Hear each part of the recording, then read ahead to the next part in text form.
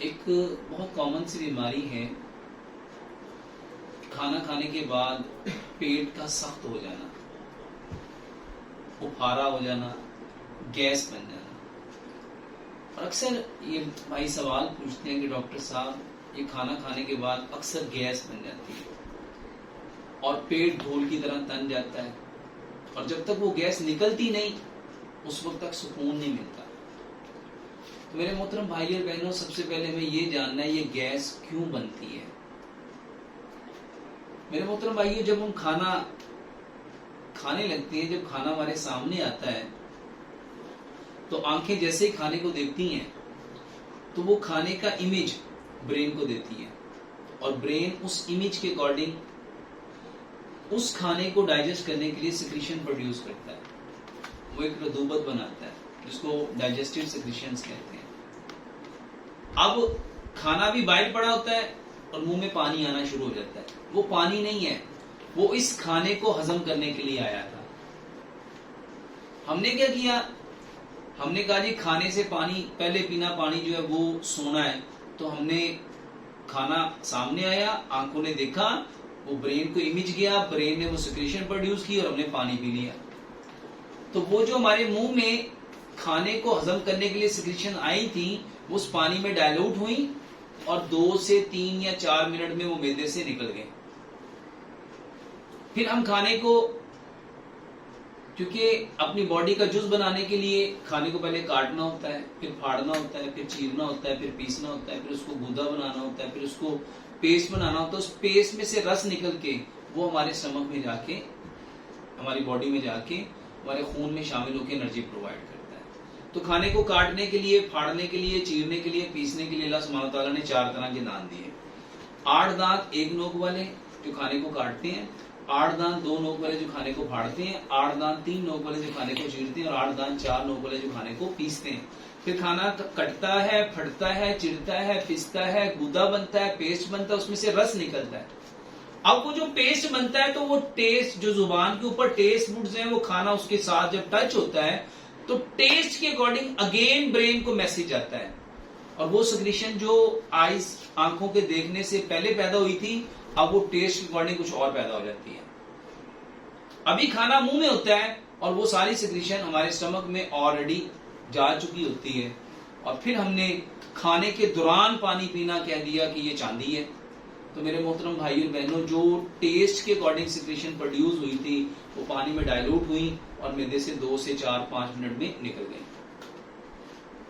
अब हमने खाने को प्रॉपर च्यू किया, और जब हमने खाने को निगला तो मेरे मोहतरम भाइयों, खाना हमारे जो इसोफेगस है, हमारी जो खुराक की नाली है, उसके जरिए से हमारे स्टमक में आया। अब खाने को हजम करने के लिए सिक्रीशन पहले आंखों ने दी, फिर टेस्ट बुड ने दी।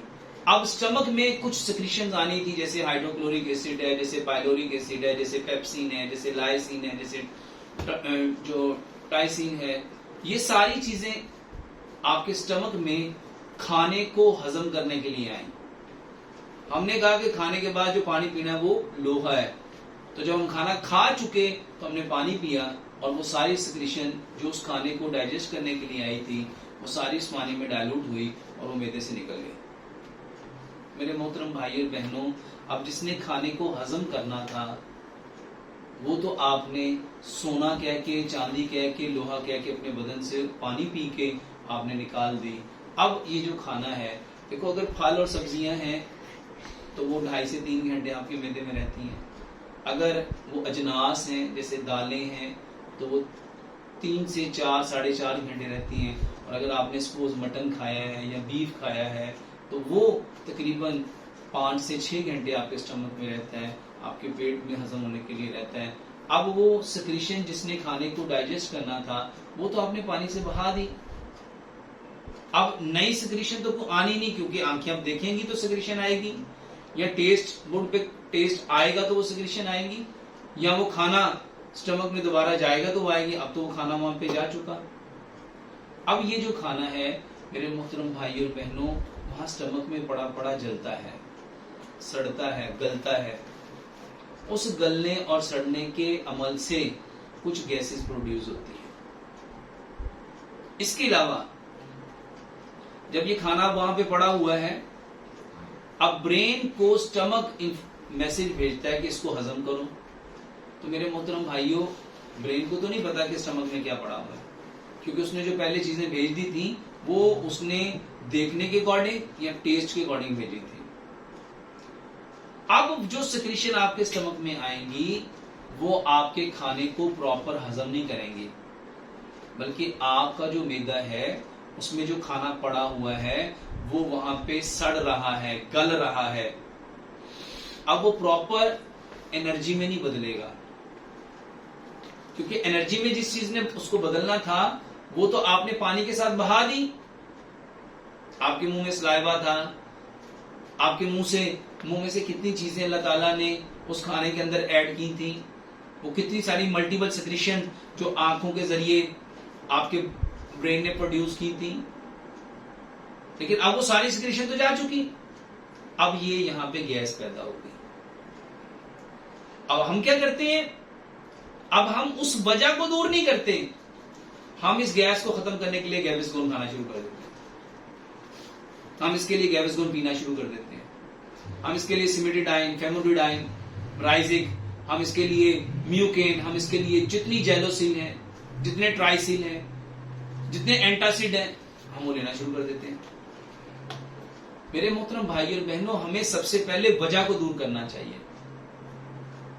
अगर हम गैस बनने की वजह को ठीक कर लें, खाने में, अब खाने से आधा घंटा पहले पानी पियो, खाने से 1.5 घंटे बाद पानी पियो, एक लुकमे को 32 बार चबाओ। अच्छा, जब हम खाने को ना तो प्रॉपर काटें, ना प्रॉपर फाड़ें, ना प्रॉपर चीरें, ना प्रॉपर पीसें, ना वो प्रॉपर पेस्ट बने, गुदा बने, उसमें से ना प्रॉपर रस निकले, तो तब भी आपका पेट जो है खराब होगा, उसमें गैस बनेगी। तो अगर आप गैस को ठीक करना चाहते हैं तो अपने खाने के तरीके को ठीक करें। मैं अक्सर कहता हूं एक लुकमे को 32 बार चबाएं। जब आप खाने को 32 बार एक लुकमे को चबाएंगे, वो प्रॉपर कटेगा भी, फटेगा भी, चिरेगा भी, पिसेगा भी, वो प्रॉपर गुदा भी बनेगा, पेस्ट भी बनेगा, वो मुंह में पानी बन जाएगा और आपका मैदा गैस नहीं बनाएगा, आपका मैदा ठीक हो जाएगा। लेकिन हमारी बदकिस्मती ये है कि हमें खाने के तरीके को ठीक नहीं कर रहे। उस तरीके की वजह से जो सही नहीं है, जो प्रॉब्लम पैदा हो रही है, हम उसका इलाज करने का सोच रहे हैं। तो अगर आप लोग चाहते हैं कि आपका खाना प्रॉपर आपको एनर्जी दे, आपको ताकत दे, आपके बदन में प्रॉपर हजम हो, तो खाना खाने से आधा घंटा पहले जब पानी पियोगे तो आपका मैदा बिल्कुल साफ सुथरा हो जाएगा। अगर उसमें वहां पहले ऑलरेडी कोई फासद मादे पड़े होंगे, कोई तेजाब पड़ा होगा, कोई एसिड होगा, वो सारे का सारा निकल जाएगा। और जब खाने को प्रॉपर हमने अच्छी तरह काट भी लिया, फाड़ भी दिया, चीर भी दिया, पीस भी दिया, गूदा भी बना दिया, पेस्ट भी बना दिया, तो मेरे मोहतरम भाइयों, जो दांतों का काम है, अगर हम उसको मैदे से या आंतों से लेने की कोशिश करेंगे तो फिर गैस पैदा होगी, वो हमें बीमार करेगा।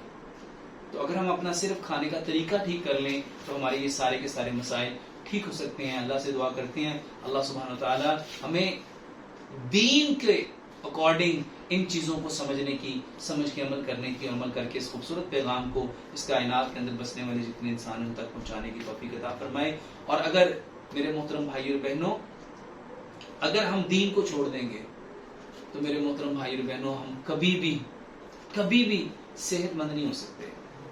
अल्लाह से दुआ करते हैं अल्लाह सुब्हानहू व तआला हमें 100% दीन के मुताबिक अपनी जिंदगी गुजारने की तौफीक अता फरमाए। वमा अलैना इल्लल बलागुल मुबीन।